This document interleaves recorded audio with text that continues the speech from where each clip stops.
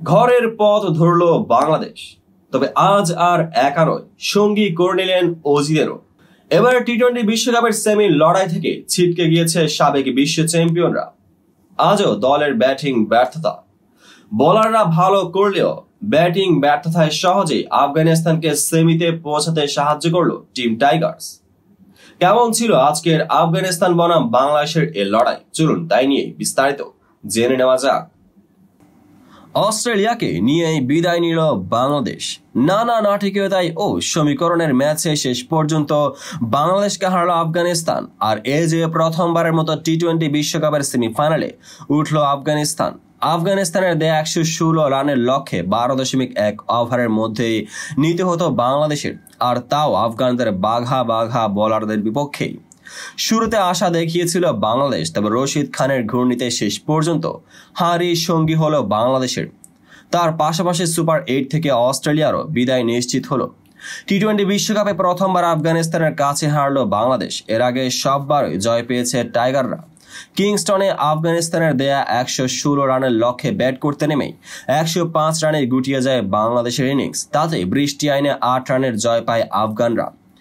বাংলাদেশের হয়ে এদিন দলকে একাই টেনেছেন ওপেনার লিটন দাস। 54 রানের অপরাজিত ইনিংস বাংলাদেশকে জয়ের সুবাদই দিচ্ছিলেন এই উইকেট রক্ষক ব্যাটসম্যান। তবে শেষ পর্যন্ত লিটনও দলকে জেতাতে পারেনি। আফগানিস্তানের হয়ে এদিন পিক আপ বোলার ছিলেন দলের অধিনায়ক রশিদ খান। 4 ওভারে 23 রানে 4 উইকেট পেয়েছেন তিনি। তবে 3.5 ওভারে 26 রানে 4 উইকেট নিয়ে আফগানিস্তানের জয়ের নায়ক এদিন নাভিনুল হক।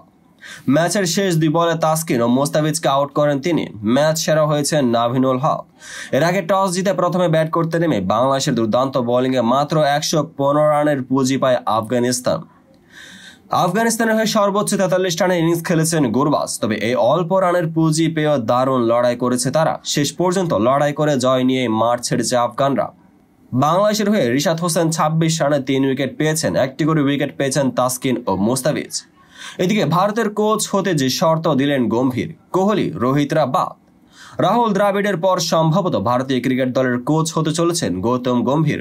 এরই মধ্যে বিসিসিআই ক্রিকেট অ্যাডভাইজরি কমিটি বিশ্বকাপ যে সাবেক ক্রিকেটারের সাক্ষাৎকার নিয়েছে, সেখানে গম্ভীর 5টি শর্তের কথা জানিয়েছেন বলে ভারতীয় গণমাধ্যম দাবি করা হচ্ছে। বোর্ড সেগুলো মেনে নিলেই তবেই তিনি দায়িত্ব নেবেন। তো বন্ধুরা, ভিডিওর যারা সম্পূর্ণ দেখেছেন সবাইকে অসংখ্য ধন্যবাদ। ভিডিও শেষে কমেন্ট সেকশনে আপনার মতামত জানাতে ভুলবেন না। আর চ্যানেলটিকে সাবস্ক্রাইব এবং পেজটিকে ফলো করে পাশেই থাকবেন, যাতে পরবর্তী ভিডিওর সকল নোটিফিকেশন সরাসরি পেয়ে যান।